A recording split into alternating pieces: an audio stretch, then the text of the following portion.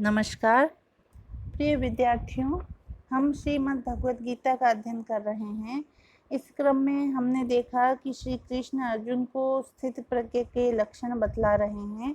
उन्होंने स्थित प्रज्ञ के लक्षण बतलाते हुए अर्जुन को बतलाया कि इंद्रियां बहुत शक्तिशाली होती है।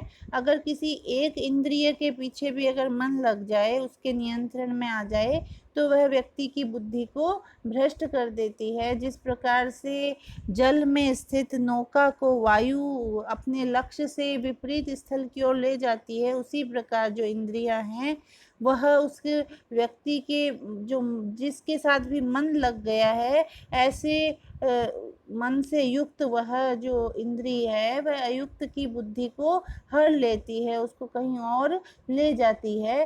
तो इंद्रियों की जो शक्ति है उसके बारे में बताते हुए श्री कृष्ण अर्जुन को समझा रहे हैं। इसलिए अगला श्लोक देखिए। तस्माद् यस्य महाबाहो निगृहीतानि सर्वशः इंद्रियाणि इंद्रियार्थेभ्यः तस्य प्रज्ञा प्रतिष्ठिता। यहाँ स्थित प्रज्ञ के लिए इंद्रिय संयम की विशेष आवश्यकता का पुनः वर्णन करते हुए श्री कृष्ण यहाँ अर्जुन को समझा रहे हैं कि तस्मात् महाबाहो, इसलिए हे अर्जुन, यस्य इंद्रियाणि, जिसकी इंद्रियां, जिस मनुष्य की इंद्रियां, इंद्रियार्थेभ्य, इंद्रिय के अर्थों से, इंद्रियों के विषयों से, सर्वशः निगृहीतानि, सब प्रकार से वश में की हुई है, तस्य प्रज्ञा प्रतिष्ठिता, उसी की जो प्रज्ञा है वह प्रतिष्ठित है, स्थिर है। वही स्थिर प्रज्ञ कहला सकता है जिसकी इंद्रियां इंद्रियों के विषयों से सब प्रकार से वश में की हुई है। तो इंद्रियों को सब प्रकार से इंद्रियों के विषयों से हटा लेना चाहिए। यहाँ इंद्रियों को उनके विषयों से हटाने का यह तात्पर्य नहीं है कि उनका दमन कर दिया जाए, उनको दबा दिया जाए, उनको बांध लिया जाए, उनको काम न लिया जाए। यह इंद्रिय निग्रह का यहाँ अभिप्राय नहीं है। इंद्रिय निग्रह से यहाँ तात्पर्य है कि इंद्रियों की चंचलता मिटा देना, उन्हें नियम में रखना, उच्छृंखल होकर दौड़ने नहीं देना, त्याग पूर्वक जीवन जीने के लिए उचित और आवश्यक भोग भोगने देना इंद्रिय निग्रह का अभिप्राय है। जिस प्रकार से एक घोड़ा जो कि नियंत्रण में नहीं है वह सवार को गिरा देता है, उसी प्रकार से जिस मनुष्य की इंद्रियां उसके नियंत्रण में नहीं है वह उसको पतन की ओर ले जाती है। तो इसलिए सभी प्रकार से इंद्रियों को नियंत्रण में रखना चाहिए। उन पर एक विवेक का, एक बुद्धि का एक लगाम, जैसे घोड़े की लगाम होती है, उसी प्रकार से उन इंद्रियों पर विवेक की लगाम होनी चाहिए कि वह अनियंत्रित होकर विषयों की ओर न भागे। तो हे अर्जुन, यहाँ श्री कृष्ण अर्जुन को कह रहे हैं कि हे अर्जुन, जिसकी इंद्रियां सब प्रकार से इंद्रियों के विषयों से वश में की हुई है वही मनुष्य स्थित प्रज्ञ कहलाता है। अगला श्लोक देखिए। या निशा सर्वभूतानां तस्यां जागृति संयमी यस्यां जागृति भूतानि सा निशा पश्यतो मुनेः। यहाँ श्री कृष्ण यहाँ बता रहे हैं कि असंयम सब पाप और बुराइयों का आधार है। जगत में संयमी पुरुष सदा जागा रहता है, असंयमी सोता रहता है। सोने और जागने की पहेली जो ये है, जो गूढ़ अर्थ है, वह इस श्लोक के द्वारा श्री कृष्ण अर्जुन को समझा रहे हैं। कह रहे हैं कि ये सर्वभूतानाम या निशा, समस्त प्राणियों के लिए जो रात्रि स्वरूप है, जो रात्रि है, तस्याम संयमी जागृति, उसमें जो संयमी मनुष्य है वो जागता है। यश्याम भूतानि जागृति, और जो जिस समय समस्त प्राणी जागते हैं, सा पश्यतः मुने निशा, वह तत्वदृष्टा मुनि के लिए वह रात्रि है। यहाँ एक आलंकारिक भाषा में इस श्लोक में साधना का गंभीर रहस्य बता रहे हैं। यहाँ रात्रि से तात्पर्य मोह, अज्ञान और अंधकार से है। रात्रि किसका प्रतीक होती है? अज्ञान का, अंधकार का, मोह का। रात्रि त्रिगुणमय लोक पर अपना अंधकार फैला देती है। अंधेरे में रहने वाले कुछ देख नहीं पाते, वे अपने कर्मों से अचेतन रहते हैं, वह असत, अज्ञान और माया में घिरे रहते हैं। तो इस श्लोक में कहा है कि जब सब प्राणियों की रात होती है, अर्थात जिस विषय में जगत के जीव मोह, अज्ञान, आलस्य, अनृत आदि से घिर जाते हैं, वहां संयमी पुरुष जागता है। जागरूक पुरुष अंधकार में लिप्त नहीं होता, प्रकाश के साथ अपना संबंध जोड़े रहता है और अब सावधान होकर अपना कर्म करता है। तो जिस प्रकार से जिन कर्मों में जो संसारिक मनुष्य है वह अज्ञानता से ग्रसित रहते हैं, कर्तव्य अकर्तव्य का उनमें विवेक नहीं होता, वैसे कर्मों में जो तत्वज्ञानी मनुष्य है वह जागता रहता है, यानी वह उनमें जागरूक रहता है, कर्तव्य के प्रति सचेत रहता है और सत्य के प्रति तत्पर रहता है। और यहाँ कहा है कि संसारी पुरुष तो क्या है, अज्ञान और अविद्या के कारण आत्मा से दूर रहता है, वह अपने को ही कर्ता मानता है, अहंकार में लिप्त हो जाता है, यही उसका सोना है। सोना यही है उस सांसारिक मनुष्य का कि वह अहंकार में लिप्त होकर स्वयं को कर्ता मानता है। संयमी पुरुष ज्ञान और विद्या से अपने स्वरूप को, आत्मा को, परमात्मा को जानता है, वह परमेश्वर को अर्पण करके वह अनासक्त कर्म करता है, यही जागना है। तो पहली पंक्ति का जो ये अर्थ है वह यह गूढ़ अर्थ है कि जब सांसारिक मनुष्य जिन कर्मों में सोया रहता है, उन कर्मों के प्रति जो तत्वज्ञानी मनुष्य है वो हमेशा ही जागता है। और दूसरी पंक्ति है कि जब सांसारिक मनुष्य जागे रहते हैं, जैसे विषय भोगों में, असत में, सुखों में, बुराइयों में साधारण जीव जब जागते हैं तब ज्ञानी मनुष्य सोता है। संयमी मनुष्य मोह अंधकार से निकलकर आनंद और समृद्धि पाने के लिए ज्ञान में जागा रहता है, लेकिन जो ये विषय भोग है, सुख हैं, बुराइयां हैं, इन सब के प्रति वह सोया हुआ रहता है, मतलब वह इन कर्मों से दूर रहता है। तो इस श्लोक का ये तात्पर्य है कि ऐसे कर्म जो कि अज्ञानता की ओर ले जाते हैं, उनमें जो तत्वज्ञानी मनुष्य सोया हुआ रहता है, उन कर्मों से दूर रहता है, और जो ज्ञान की ओर ले जाने वाले हैं उनके प्रति वह हमेशा ही जागरूक बना रहता है। अगला श्लोक देखिए। आपूर्यमाणम अचल प्रतिष्ठम समुद्रम आपः प्रविशन्ति यद्वत् तद्वत् कामायम प्रविशन्ति सर्वेश शांतिमाप्नोति न कामकामी। यहाँ श्री कृष्ण कह रहे हैं कि जिस प्रकार से यद्वत्, जिस प्रकार से आपूर्यमाणम भरे हुए, सब ओर से भरे हुए, अचल प्रतिष्ठम अचल प्रतिष्ठा वाले, समुद्रम समुद्र में, आपह प्रविशन्ति नदियों का जल प्रवेश कर जाता है, समा जाता है, तद्वत् उसी प्रकार यम यानी जिस मनुष्य में सर्वे कामः प्रविशन्ति समस्त कामनाएं प्रवेश कर जाती है, सह शांति मापनोति न कामकामी, वह मनुष्य शांति को प्राप्त कर लेता है। कामनाओं को चाहने वाला, काम कामी, भोगों को चाहने वाला कभी भी शांति को प्राप्त नहीं करता है। यहाँ पर स्थित प्रज्ञ की समुद्र से तुलना की गई है कि संयमी मनुष्य कैसा होता है, समुद्र के समान होता है। जिस प्रकार से समुद्र आपूर्यमाणम सब ओर से भरा हुआ रहता है और अचल प्रतिष्ठा वाला होता है, कभी भी मर्यादा नहीं छोड़ता है। समुद्र में संपूर्ण जल में चाहे कितनी भी अधिक मात्रा में जल आ जाए, वह अपने आप में समा लेता है, उसकी गहराई की था नहीं मिलती। समुद्र की सामर्थ्य आश्चर्यजनक और गंभीर है, इसलिए वह पूर्ण कहा जाता है। पूर्ण कौन है? वह है पूर्ण जो सदा तृप्त है। कम जल आने पर समुद्र सूखता नहीं है, वह शांत और तृप्त रहता है, उसकी गंभीरता और गहराई में अंतर नहीं पड़ता। इसी प्रकार बहुत अधिक जल आने पर समुद्र को अभिमान नहीं होता। गंभीर, तृप्त और पूर्ण समुद्र में घटा बढ़ी नहीं होती, वह अपनी मर्यादा में रहता है। छोटी छोटी नदियों में हम देखते हैं बाढ़ आ जाती है, लेकिन समुद्र में कभी भी बाढ़ नहीं आती। समुद्र अपनी प्रतिष्ठा को, अपनी मर्यादा को बनाए रखता है, वह नदियों के पीछे नहीं दौड़ता, सीमा का उल्लंघन नहीं करता। तो स्थित प्रज्ञ भी समुद्र की भांति रहता है। स्थित प्रज्ञ का हृदय विशाल, गंभीर, गहरा, तृप्त और शांत होता है। सब ओर से अनंत सुख पाकर भी वह अभिमान तथा मोह से अपने स्वरूप को नहीं भूलता, सुख को पचा लेता है, स्पृहा नहीं करता।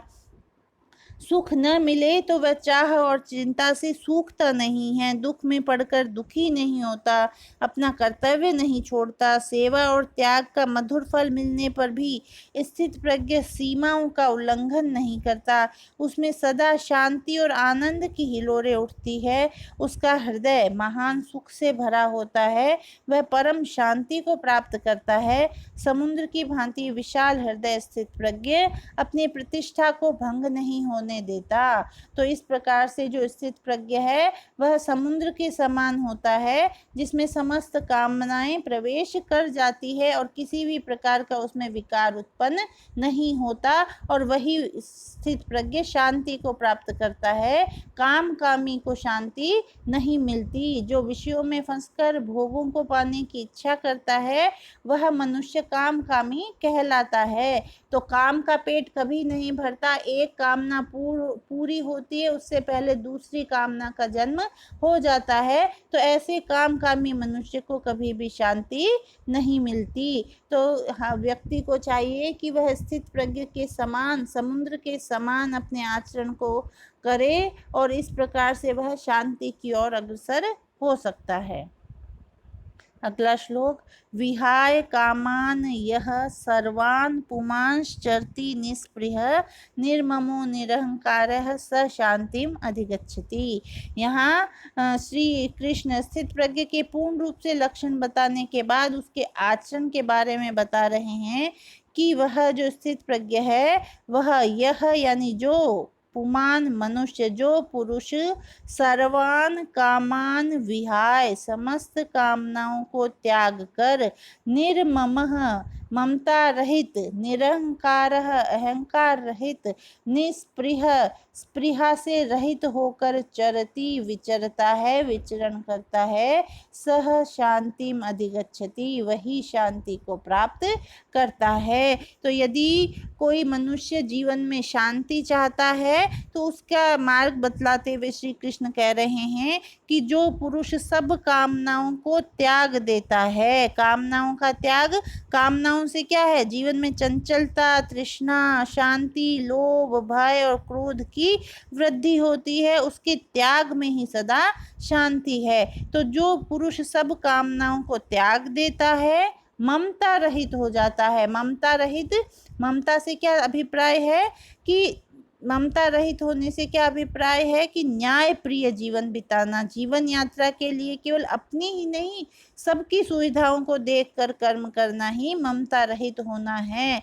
जो ममत्व से, ममता से युक्त है वह मनुष्य अपने सुख के, अपने भोग के, अपने संग्रह के बारे में सोचता रहता है। लेकिन जो अगर व्यक्ति शांति चाहता है तो उसे ममता रहित होना चाहिए और केवल अपना ही नहीं सबकी सुविधाओं को देखकर कर्म करना चाहिए। अगला श्री कृष्ण कह रहे हैं कि अहंकार रहित, जो अहंकार है, कर्तापन का भाव है कि मैं हूँ करने वाला, वह भी दुख का, अशांति का जनक है। तो व्यक्ति को अपने अहंकार को, अपने कर्तापन को, अपने आप को ऊंचा समझने को, ये जो सारे भाव हैं इन सबको छोड़ देना चाहिए। धन, बल, विद्या, विशेषता और प्रभुता पाकर जो अपने आप को ऊंचा समझने का भाव है उसी का नाम अहंकार है। अहंकार जब व्यक्ति में घर कर जाता है तो वो सत्य को नहीं देख पाता। तो इस प्रकार से जो अगर कोई मनुष्य शांति चाहता है तो उसे अहंकार रहित होकर विचरना चाहिए। तो श्री कृष्ण कह रहे हैं कि जो पुरुष सब कामनाओं को त्याग देता है, ममता रहित, अहंकार रहित और स्पृहा रहित होकर विचरता है, वही मनुष्य शांति को प्राप्त होता है। स्पृहा से यहाँ तात्पर्य कामना से ही है। कामना का दूसरा रूप स्पृहा है। स्पृहा यानी एक सुख मिलने के पश्चात दूसरे सुख की चाह करना, अधिक सुख की चाह करना। तो यह जो चक्र है ये कभी भी खत्म नहीं होता, ये एक दुष्चक्र है। तो व्यक्ति को इन सब चीजों से बचना चाहिए, तभी वह व्यक्ति शांति को प्राप्त कर सकता है। दूसरे अध्याय का अब ये अंतिम श्लोक है। स्थित प्रज्ञ के लक्षण के साथ ही ये दूसरा अध्याय भी यहाँ समाप्त हो जाएगा। एषा ब्राह्मी स्थिति पार्थ नैनाम प्राप्य विमोयति स्थित्वा श्याम अंत काले अपि ब्रह्म निर्वाणम रिच्छति। यहाँ श्री कृष्ण कह रहे हैं कि हे अर्जुन, हे पार्थ, एषा ब्राह्मी स्थिति, यही ब्राह्मी स्थिति है। एनाम प्राप्य न विमोयति, इसको प्राप्त करने के पश्चात मनुष्य मोहित नहीं होता। अश्याम अंत काले अपि स्थित्वा, इसमें अंत काल में भी स्थित होकर ब्रह्म निर्वाणम रिच्छति, ब्रह्म निर्वाण को प्राप्त हो जाता है। तो यह जो यहाँ पूर्व के श्लोकों में जो स्थित प्रज्ञ का लक्षण बतलाया, तो उन लक्षणों से युक्त होना ही ब्राह्मी स्थिति है। तो स्थित प्रज्ञ जिस स्थिति में रहकर व्यवहार करता है, उठता है, बैठता है, चलता है, खाता है, बोलता है, संपूर्ण कर्म करता है, उसे ही गीता में ब्राह्मी स्थिति कहा गया है। ब्राह्मी स्थिति का अर्थ शंकराचार्य के अनुसार है ब्रह्म में होने वाली स्थिति। रामानुज ने इसका अर्थ किया है कि आत्मज्ञान सहित कर्म में संग रहित स्थिति है, जो ब्रह्म को प्राप्त कराने वाली है, वही ब्राह्मी स्थिति है।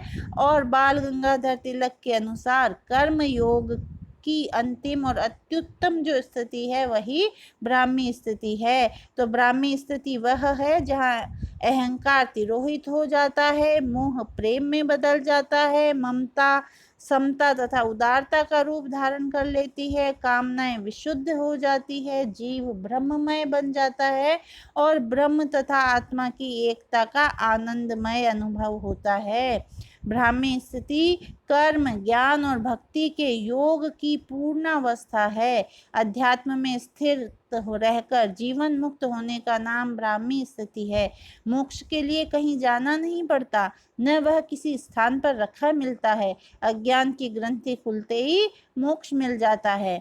तो ब्रह्ममय हो जाने पर सुख दुख आदि द्वंद्व नहीं रहते, एक विलक्षण आनंद का अनुभव होता है, यही ब्राह्मी स्थिति है। तो श्री कृष्ण कह रहे हैं कि मनुष्य इस स्थिति को प्राप्त करके फिर वापस मोहित नहीं होता, किसी भी प्रकार से मोह के वश में नहीं होता। सब वृत्तियों का निरोध करके अपने पवित्र ध्येय के चिंतन में उसकी प्रज्ञा स्थित हो जाती है। ज्ञान ही उसका ध्यान बन जाता है और वही व्यवहार में उतरता है। फिर अंत में श्री कृष्ण कह रहे हैं कि अंत काल में भी इसमें स्थित होकर मनुष्य ब्रह्म निर्वाण को रिच्छति प्राप्त हो जाता है। ब्रह्म निर्वाण का अर्थ है देह अभिमान से छूटकर ब्रह्म में लीन हो जाना। ब्रह्म का क्या अर्थ है? ब्रह्म का अर्थ है व्यापक, विशाल, अक्षर, निर्विकार आदि। निर्वाण का अर्थ है परम सुख। तो जीव जब असत्य को छोड़कर सत्य में स्थित हो जाता है, अंधेरे से प्रकाश में आ जाता है, मृत्यु से छूटकर अमृत पाता है, तब उसे ब्रह्म निर्वाण मिलता है। तो व्यापक, अनंत और सर्वमय हो जाना ब्रह्म निर्वाण है। अपने स्वरूप को पहचान लेना ब्रह्म निर्वाण है। कर्म योग को करना ब्रह्म निर्वाण है। तो इस प्रकार से मनुष्य स्थित प्रज्ञ के लक्षणों पर चलकर उनको प्राप्त करता हुआ अंत में ब्रह्म निर्वाण को प्राप्त कर लेता है। इसी के साथ दूसरा अध्याय यहाँ समाप्त होता है। अगले वीडियो में हम तीसरे अध्याय का प्रारंभ करेंगे। धन्यवाद।